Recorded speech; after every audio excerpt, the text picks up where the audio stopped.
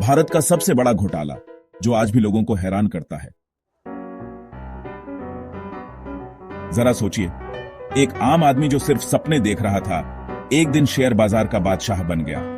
उसने अपनी चालाकी से पूरे 4000 करोड़ का घोटाला किया और पूरे भारत के वित्तीय तंत्र को हिला दिया। यह कहानी है हर्षद मेहता की, एक ऐसा शख्स जो लोगों को सपने बेचता था, लेकिन हकीकत में लाखों लोगों को तबाह कर गया। आज भी लोग इस घोटाले को याद करके हैरान रह जाते हैं।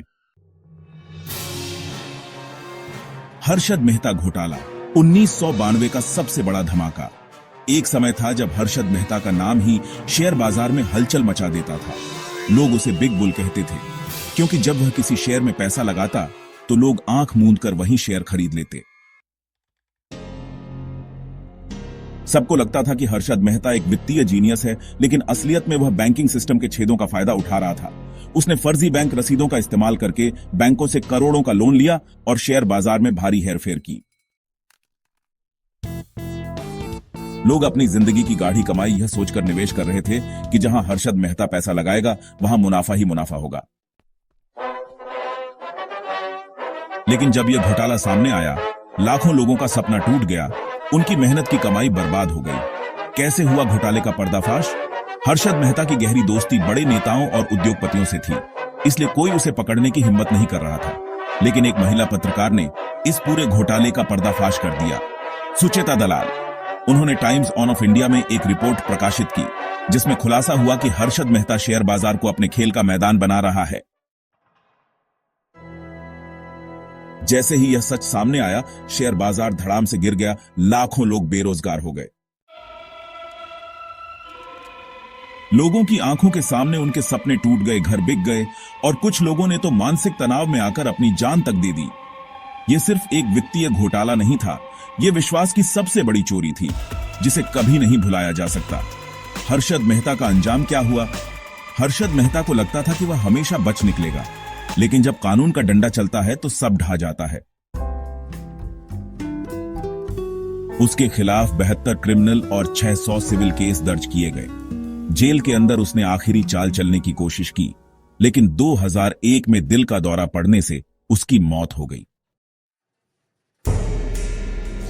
उसकी कहानी यह सीख देती है कि लालच का अंजाम सिर्फ बर्बादी होता है। जो आदमी कभी महंगी गाड़ियों में घूमता था, उसका अंत जेल के एक छोटे से कमरे में हुआ। लेकिन उसके घोटाले का असर आज भी भारतीय वित्तीय सिस्टम पर देखने को मिलता है। आज के समय में घोटाले कैसे होते हैं? हर्षद मेहता के बाद भी भारत में घोटाले बंद नहीं हुए। नीरव मोदी पीएनबी घोटाला, एक और आदमी जिसने बैंकों से 11,000 करोड़ लेकर देश छोड़ दिया। सत्यम घोटाला, 2009 में आईटी कंपनी सत्यम ने अपनी नकली वित्तीय रिपोर्टों से लोगों को धोखा दिया। आज भी क्रिप्टो घोटाले, फर्जी निवेश योजनाएं और पूंजी स्कीम्स चल रही हैं। ठगी के नए नए तरीके आते जा रहे हैं, लेकिन नतीजा हमेशा एक ही होता है, बर्बादी। सीख, घोटालों से कैसे बचें? घोटाले हमेशा नए रूप में आते हैं, लेकिन अगर आप समझदारी से काम लें तो बच सकते हैं। हमेशा अच्छी तरह से रिसर्च करें, किसी भी स्कीम में बिना सोचे समझे पैसा न लगाएं। जल्दी अमीर बनने वाले झूठे वादों से सतर्क रहें। शेयर बाजार और निवेश का बुनियादी ज्ञान लें, ताकि कोई आपको बेवकूफ न बना सके। निष्कर्ष, हर्षद मेहता का घोटाला हमेशा एक चेतावनी बना रहेगा कि पैसा सोच समझकर निवेश करें।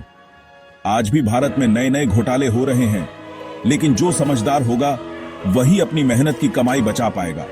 क्या आपके साथ कभी कोई घोटाला या धोखाधड़ी हुई है? अपनी कहानी कमेंट में जरूर साझा करें।